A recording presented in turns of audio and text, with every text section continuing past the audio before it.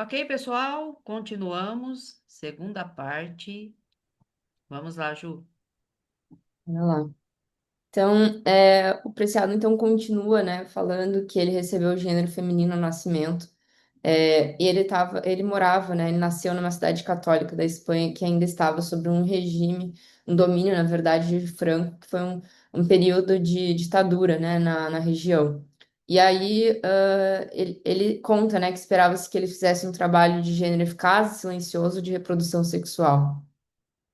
E se pergunta por que que as coisas eram assim, que parece que ele precisa, parece que ele bate a cabeça contra essas barras do cárcere de gênero, mas não entende a razão disso, né? A razão pelo qual as meninas não tinham, né, autorização para fazer o que os meninos tinham.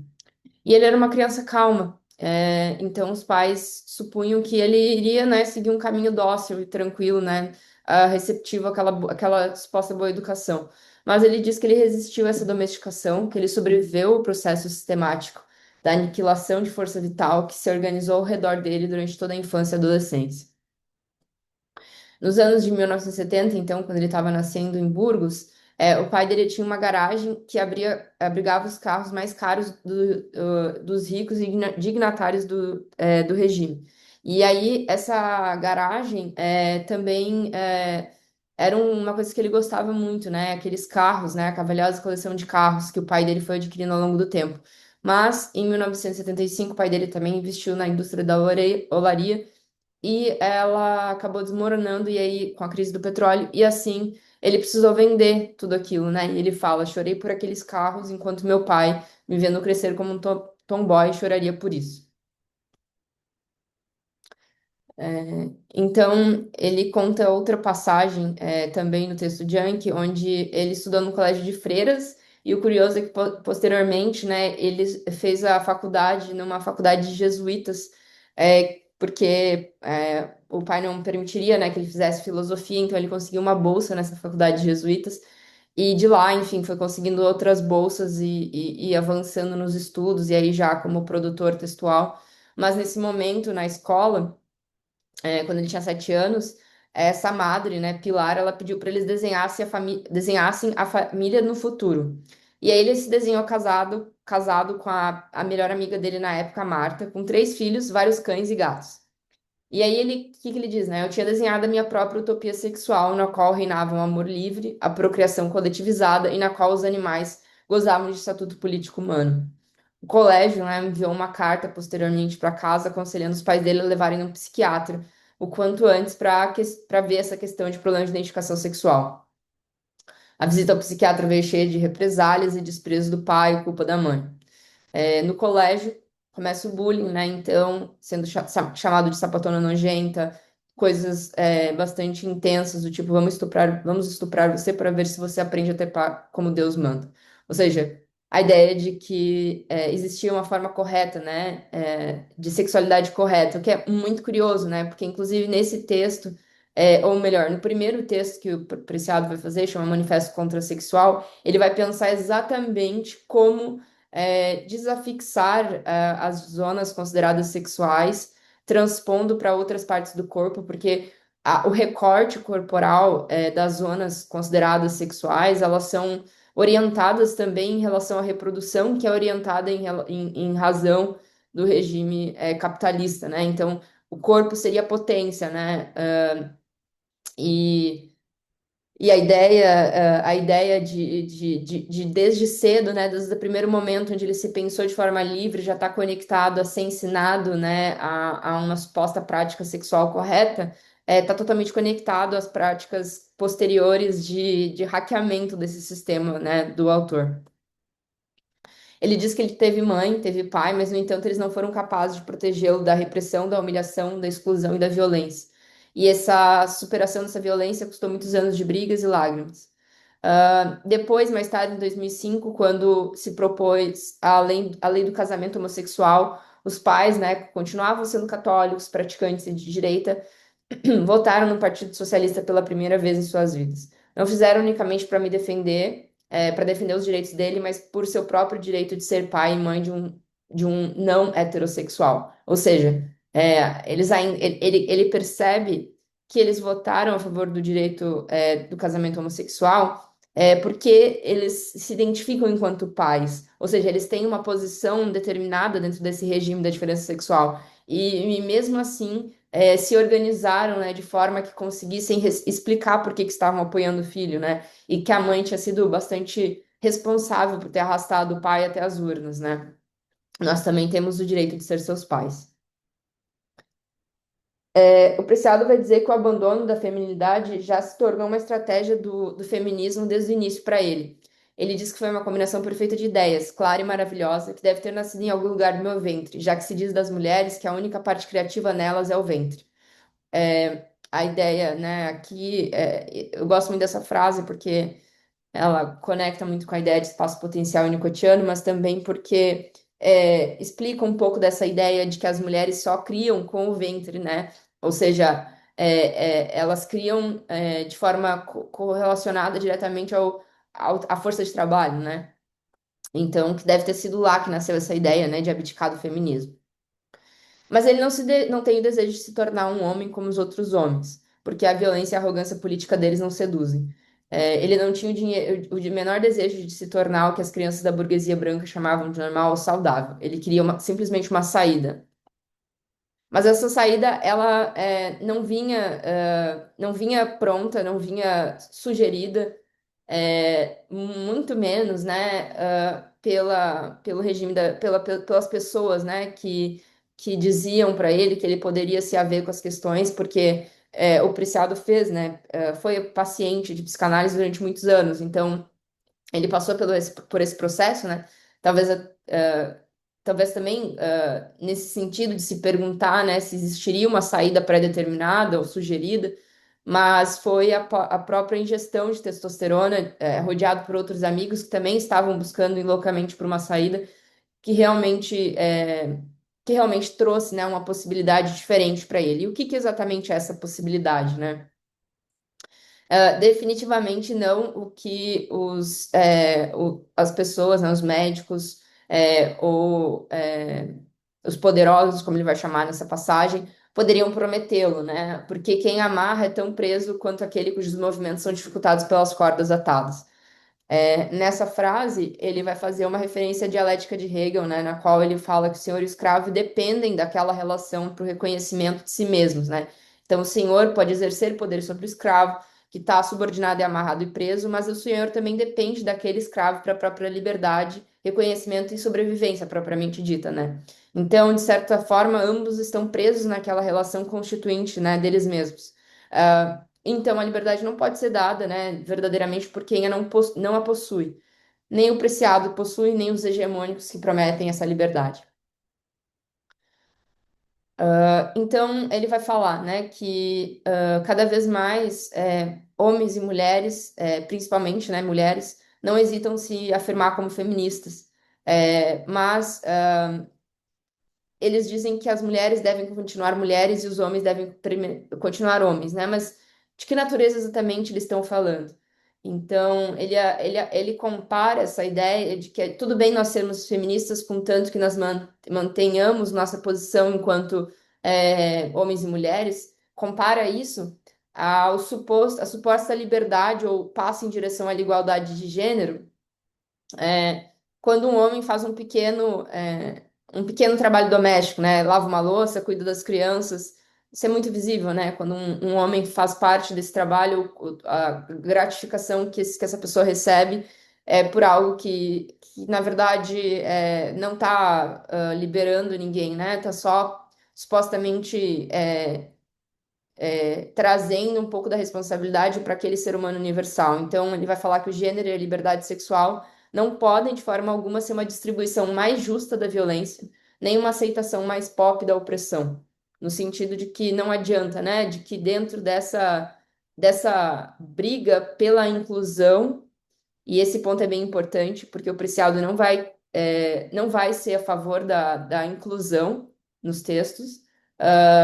Dentro da inclusão, nós estaríamos simplesmente pedindo uma validação desse regime ou uma distribuição mais justa, né, dos privilégios ali, um pouco mais justa, né, mas nunca, de fato, questionando o próprio regime. Ele vai dizer que o hormônio ele não é um fim em si mesmo, né? É um aliado numa tarefa de inventar esse outro lugar, no sentido mais amplo dessa ideia de lugar, e abandonar o quadro da diferença sexual. Ele vai dizer, né, que o regime da diferença sexual ele pode ser representado como uma rede semiotécnica e cognitiva que limita a nossa percepção, nossa forma de sentir e amar. E o caminho da transexualidade, por mais tortuoso e desigual que ele possa parecer, e de fato tem permitido ele experimentar a vida além desses limites, né? Então, o hormônio para o Preciado, durante a administração dele, a autoadministração, né, desse hormônio, ele é uma tecnologia de gênero, ou seja, vai possibilitar que de fora para dentro o Preciado construa uma outra realidade para ele e para os outros, né? Então a voz que sai de dentro dele, mas que também é interpretado pelos outros, né? Ou seja, ele vai passar a experimentar uma realidade que não estava programada para que ele pudesse experimentar, né? E vai fazer de fato um hackeamento, né? Não é só o hormônio, né, que está dentro das farmacopornografias, que são as tecnologias que o Preciado vai é, colocar como as tecnologias do nosso tempo. Ele também vai falar que dentro dessas tecnologias estão envolvidas as produções de imagem, então a pornografia propriamente dita, mas também os remédios, né? Os remédios de controle exatamente pelo fato de serem muito sedutores, de serem tecnologias muito incríveis e sedutoras no sentido de possibilitarem uma existência supostamente mais livre, elas perdem rapidamente os lastros de quando elas foram criadas, né? Então, fazendo esse processo de arqueologia, ele vai trazer para a superfície, né, o que exatamente fez com que aquilo fosse criado. Mas, exatamente, né, se auto-administrando, ele vai deixar muito claro que é possível utilizar essas tecnologias, né, e que ele acredita nisso ao ponto de se auto-administrar para burlar exatamente o processo, né? E também dar outro fim que não do que aquele pelo qual elas foram criadas. Ju, Pode falar. é, seria. Eu estou buscando aqui uma forma de compreender um pouco mais o que ele traz com o uso da testo. É, muito embora você tenha falado isso, mas ele subverte, ele usa para subverter. Exato. Então, em outras palavras, como você já disse, mas aqui, em outras palavras, ele usa texto para dizer à sociedade: farei aparecer agora algo que não era esperado, mas que vocês verão e nomearão, porém, não é dessa forma que estou usando. Uhum. É uma subversão da subversão, É. porque o uso da texto seria uma subversão. Dar Ma- uma outra finalidade seria isso? é que a transgeneridade, quando ela se encaixa dentro da ideia patológica de um corpo em sofrimento por não apresentar a identidade na qual ele deveria ter nascido, né, deveria estar apresentando, ela é muito bem aceita, né, pela cisgeneridade ou pelo regime, contanto que ela figure enquanto um sofrimento psíquico adoecido, né, e que precisa de correção. Quando o Preciado usa testosterona, não é nesse sentido, né, de é, receber algo que ele deve estar precisando, já que ele pensa dessa forma. Pelo contrário, né? Acho que além de usar algo que vai fazê-lo parecer e assim vocês me perceberão, vocês assim me respeitarão. Então é quase como se fosse um xiste em relação ao regime. É, e em algum momento do texto ele também fala que seria também um copo de água num deserto simbólico, né? Então também existe um reconhecimento que eu acho muito importante, essencial que ele faça isso, de que ele está escolhendo uma via que vai trazer como um copo de água no deserto, né? Um pouco mais de privilégios para um corpo que não teria de outra forma. E que isso é possível de ser feito por absolutamente qualquer corpo que queira abdicar do regime e se juntar, né, a ele. Então, é quase como se fosse uma pedagogia do hackeamento de gênero, né? Estou explicando a você que você também pode, junte-se a mim, e o machiste, né? Em relação a todo esse processo, não só ao regime da diferença, mas também a questão da própria patologia transgênero, ou o que seria um transgênero ideal, né? Que performa um sofrimento e que assim é validado enquanto, ah, sim, agora você é trans, né? Não é nenhuma coisa nem outra, né? Então, se nós trouxermos agora para a clínica, e aqui eu estou colocando como psicanalista, não necessariamente esse corpo diverso, ou se nomeado trans, ou trans não binário, enfim, esse corpo diverso chega à clínica com, com uma demanda nesse sentido. É disso que ele está dizendo e que nós estamos falando aqui. Não necessariamente chega com a demanda, com a angústia nesse lugar.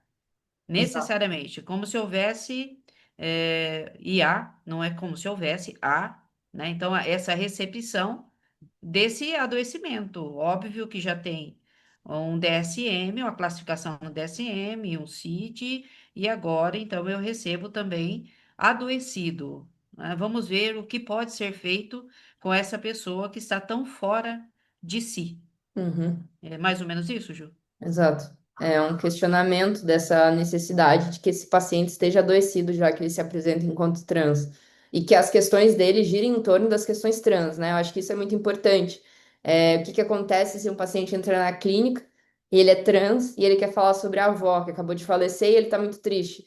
Eu conecto isso necessariamente com a questão trans? Que tipo de violência seria essa, né? A pensar. Não, isso é um sofrimento é um sofrimento sobre a avó, mas ele tem que ser visto a partir da ótica trans, né? Seria um- uma necessidade artificial, né, de colocar aquele sofrimento dentro de uma subjetividade. E aí é exatamente desse lugar que a gente pode perceber quanto a questão de gênero ela pode ser desnecessária, né? Ou até colocar antepor outras questões talvez mais importantes, né, que possa começar aqui naquela clínica ali, por exemplo, nesse sofrimento que eu sugeri, né, de uma morte de um parente, assim, que não tem nada a ver, de repente, com a questão trans, ou tem, mas que pode ser dado pelo próprio paciente, né, dentro do que para ele fizer sentido e não suposto pelo analista. Obrigada, Ju. Nada. Então, o texto GEL, que é a apresentação, eu não sei também se isso fica claro, mas existem muitas formas de administração da testosterona, né? A primeira, aplicada pelo Preciado, que é utilizada bastante pelas pessoas não binárias, se chama texto gel ou androgel no Brasil. E basicamente é um sachê de gel transparente, que se passa na pele e que é então absorvida. E aí ele vai chamar isso que ele está introduzindo um significante químico masculino ao corpo, né? Contaminando então as bases moleculares da diferença sexual.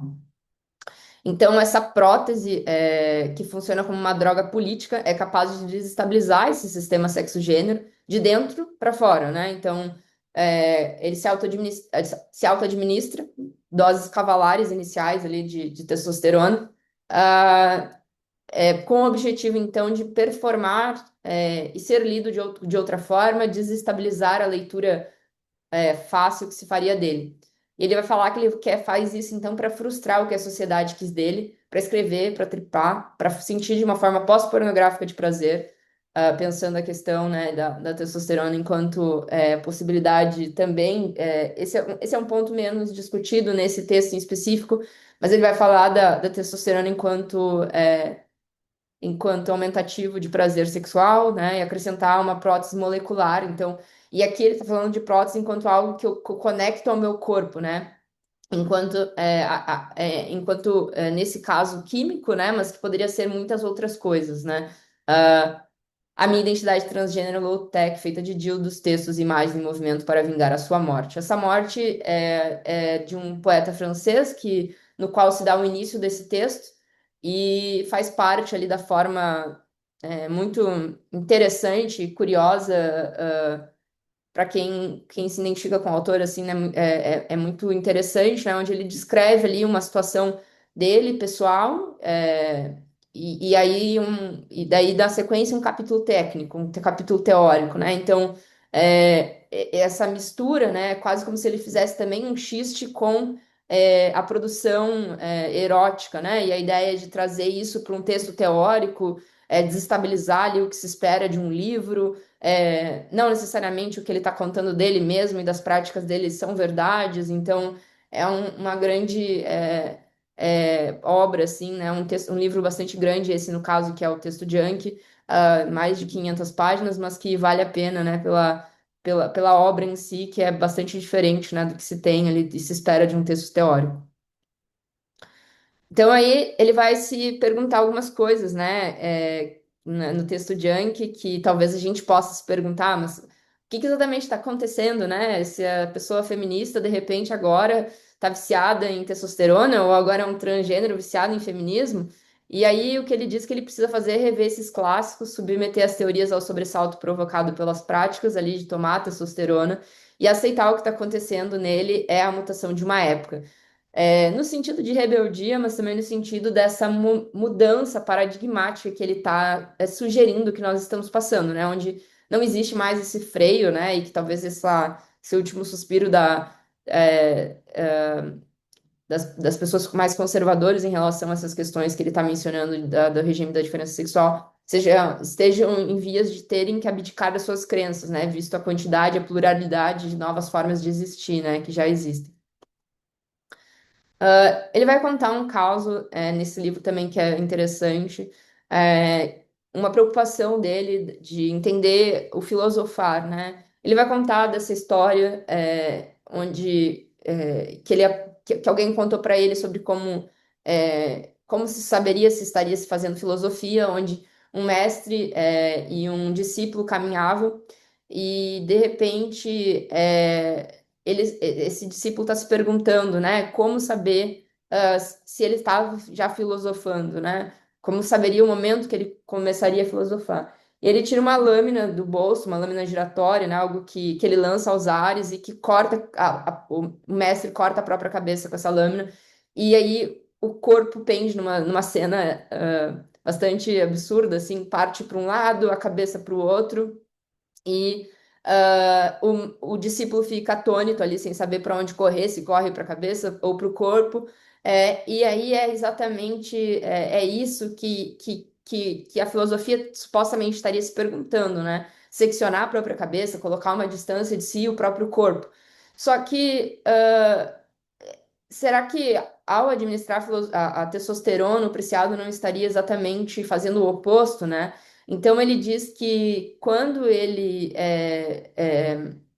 começa fazendo a administração da testosterona, falando do próprio corpo dele, em vez de comentar os autores, né, que mais tarde ele vai trazer para o texto, mas que não são o foco principal do texto de Yankee, ele vai, nesse sentido, se decapitar, né, cortar a própria cabeça modelada por esse programa cultural de gênero e dissecar essa parte, né, molecular que residiria nele, né, e o livro seria então a marca, né, a cicatriz deixada por esse corte. Então, seria essa ideia de se implicar, né? De definitivamente se implicar no que ele está escrevendo, né? Não deixar de contar com o próprio corpo, como inclusive ele coloca a Butler, né? Aqui dos últimos autores que ele cita, que é uma grande amiga pessoal dele e que é criticada exatamente por não ter implicado o corpo na própria obra, e que depois muda de paradigma e começa a escrever então sobre questões mais relacionadas aos corpos e percebendo a performance, né, que era o foco dela, enquanto também transpassada pelo corpo, né, indivisível do corpo, e não só uma performance, né? Então, as críticas de Butler versam muito nesse sentido, e aí ele se propõe a fazer uma outra coisa, né? O Preciado, ele fez um estudo bastante extenso, né? Ele está produzindo tem muitos anos e ele hoje tem reconhecimento, né? Um reconhecimento bastante extenso, assim. Já esteve nos Estados Unidos, enfim, foi orientado por diversos pensadores muito importantes. Hoje ele se percebe que quando recebeu o diploma no doutorado, né, na Universidade de Princeton, ele viu esses instrutores aplaudindo e ele percebeu que ele tinha que ter cuidado, né? Ali estava novamente aquela jaula dourada, né? Talvez brilhante, mas não tão sólida, mas tão sólida quanto as anteriores. Ou seja, agora ele podia falar de igual para igual, mas que ele ainda estava sendo colocado dentro de algum tipo de jaula. Isso era importante de ser observado. E aí, por isso que ele diz que não só ele vai implicar o corpo dele no texto, mas que ele vai falar publicamente. Não vai ficar calado. Ele não vai fazer como outros, né? Foucault, criticado por não se implicar, a questão de Butler de não se perceber. Então, que ele vai fazer outra coisa, né? A monstruosidade, a mente, o desejo, a transição, ele fez disso um espetáculo público, né? Ali estava de novo a saída, né? E foi assim que ele escapou, né, desses adestradores, né? Ele não teve outra alternativa, né? Não se tratava de escolher pela liberdade, mas de construir. E o que ele vai querer defender, essencialmente, é o direito de todo o corpo, independente da idade, órgãos sexuais, genitais, fluidos reprodutivos, órgãos gestacionais, a autodeterminação de gênero e sexual. O direito de todo o corpo de não ser educado para se transformar exclusivamente em força de trabalho ou de reprodução. Defender o direito das crianças, de fato, de serem considerados como subjetividades políticas irredutíveis a uma identidade de gênero, sexo ou raça. Então, é, muito se fala, né, da proteção das crianças, mas o que se estaria fazendo, pensando todas as questões que ele está pensando, se não exatamente dando o direito dessas crianças de existirem para além, né, de algo pré-determinado. Então, ele vai contar um pouco da experiência também dele, de como que é ser um homem trans, né, visto como um homem trans. E a primeira coisa que ele percebe é cruzar os olhos dos outros homens sem baixar a vista, né? É algo que quem não experimenta a masculinidade não faz, né? E também vai falar um pouco sobre como ele pôde entrar nos banheiros masculinos, enfim, conhecer um pouco daquele universo, e ser visto como universal pela primeira vez.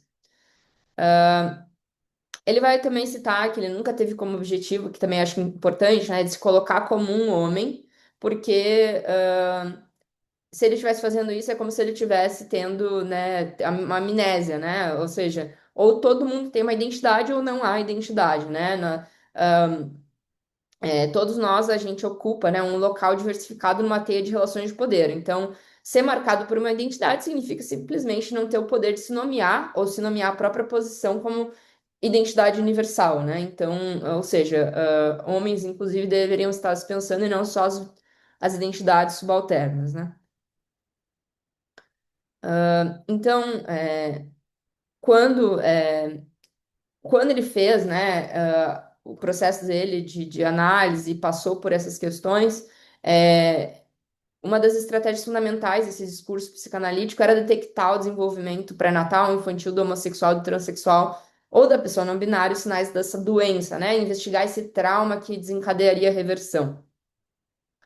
E aí, ele vai sugerir, né, que as pessoas podem estar pensando que ao se tornar trans ele negou a verdadeira natureza feminina, outra que já outras pessoas podiam estar dizendo que já existia uma natureza masculina que precisava, que ele estava procurando expressar agora, e outros vão dizer que tem a ver com os desejos dos pais, talvez sempre imaginados como um casal binário, heterossexual e, se possível, branco, que eventualmente se materializaria para fazer nele o que ele é agora, né? E eu acho que esse ponto aqui sublinhado, traz um pouco da.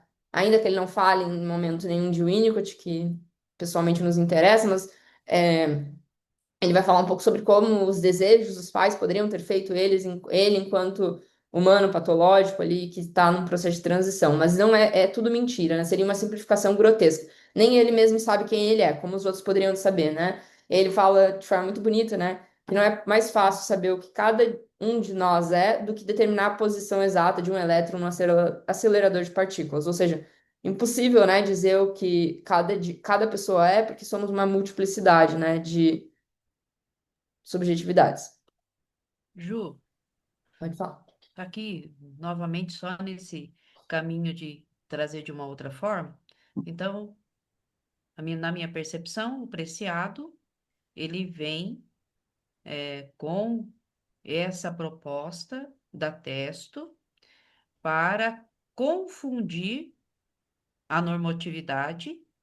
Ele traz uma confusão, porque ao pensar que é ou que não é, E na medida em que me chamou a atenção quando ele fala que se ele aceitasse aqueles louvores, aqueles agrados, ele estaria entrando agora numa outra jaula, só que dourada, ou seja, reconhecido, Uhum. aplaudido, né, comentado, etc. Então, todo o caminho dele, a trajetória dele, a travessia dele, é no sentido de mudar de lugar para provocar essa confusão. Quando você acha que eu sou, eu não sou. Quando você acha que me entendeu, eu digo que nem eu sei.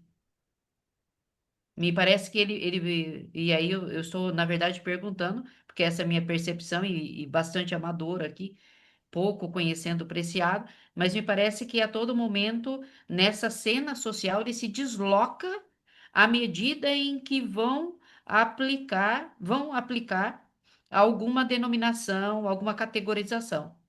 Então, nem a caixinha e nem a jaula. É É. isso? Nem a binariedade, nem a patologia, né? Nem, ou seja, a transmasculinidade enquanto aquela assentida pela categoria médica, né? Então, eu acho que é uma confusão, porque, na verdade, essa necessidade de confusão, ela só existe porque ele está o tempo todo falando para pessoas que acreditam, né, nessa diferença enquanto naturalidade. É, a ideia de trazer isso para confusão é de elucidar. Eu acho que vai ficar claro à medida que ele vai trazer mais dados, né? Mas vai ficando mais claro de que não existiria, né? De que seria uma ficção política, né? Uma ficção com objetivo político. Então, sim, acho que é bastante por aí. A percepção que me chega é que quando fala da jaula, e aí eu vejo o Preciado andando nessa cena social, é que na medida em que ele para, ele pode ser estudado, ele pode ser categorizado, catalogado, porque ele está parado, ele parou, então isso é possível fazer experimentos, enfim. Como ele se move dentro desse texto, desse contexto e de tudo isso que a sociedade dá, não conseguem alcançá-lo. E me parece que é essa a intenção dele, né? É sempre deixar essa, quando eu digo confusão, eu estou dizendo nessa confusão da cisnormatividade, de tentar, não, para um pouco para eu poder falar quem você é. Não, não, me dá um tempo. E aí ele muda e causa esse transtorno, até que chega um momento em que é possível, então vamos louvá-lo, aplaudi-lo, e ele novamente escapa agora até dessa jaula dourada. Sim. Como se ele tivesse talvez uma autorização mais para falar, porque agora ele é um filósofo legitimado, né? Sim.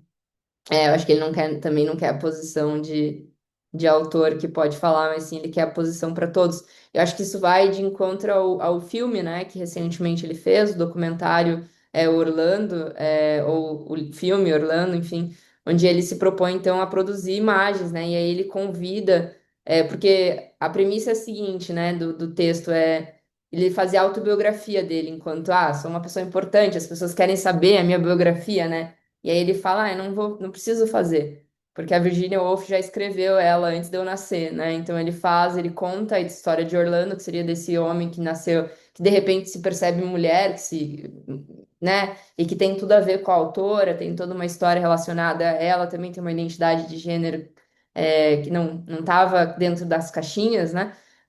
E aí ele convida outros vários Orlandos, que seriam outras pessoas trans, crianças trans, adultos trans, enfim, de todos os gêneros possíveis, para contar um pouco da história deles. Então, é, essa ideia de trazer para a fala para além da fala dele, que agora supostamente estaria autorizada já a falar, né? Então, trazer essas pessoas anônimas, né?